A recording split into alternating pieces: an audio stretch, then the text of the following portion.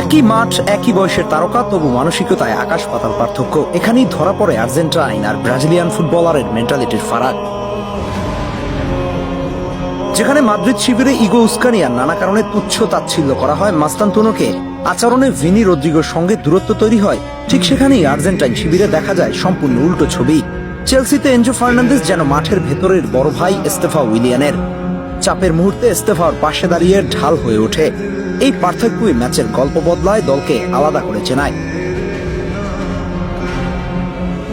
আর সেখানেই ব্রাজিলিয়ানদের দেখা যায় ভিন্ন রূপে।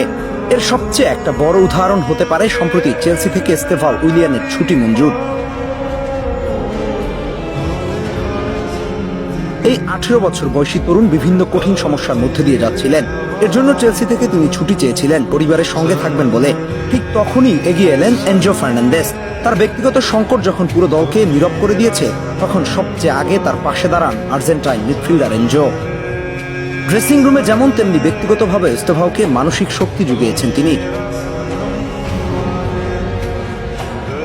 শোনা যাচ্ছে ক্লাবের সিদ্ধান্তকে সমর্থন করার পাশাপাশি এনজো নিজে খেলোয়াড়দের পক্ষ থেকে বার্তা দিয়েছেন, এই মুহূর্তে ফুটবলের চেয়েও পরিবার বড়, মাঠে জয় নয়, একজন সতীর্থের মানসিক সুস্থতাই আসল। এটাই যেন এনজোর নীরব নেতৃত্বের ভাষা। তরুণ বয়সে এমন সংকটে থাকা একজন খেলোয়াড়ের জন্য এনজোর এই সহানুভূতি, এই উদারতা চেলসির ড্রেসিং রুমে তাকে আরো বড় করে তুলছে, শুধু একজন তারকা নয়, একজন মানুষ হিসেবেও। ঠিক বিপরীত চিত্র দেখা যায় মাস্তানতুয়ানোর পক্ষে।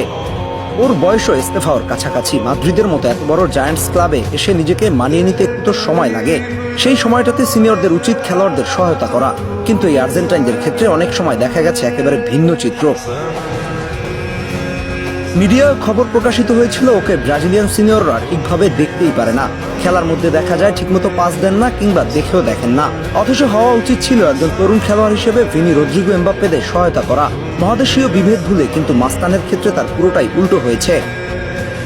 অথচ দেখেন এনজো ফার্নান্দেজ কিভাবে আগলে রাখছে এস্তেফাও উইলিয়ানকে। চ্যাম্পিয়ন্স লিগে পেনাল্টি পেয়ে নিজে না নিয়ে এস্তেফাওকে দিয়ে ডেবিউ গোলটা করিয়েছিলেন।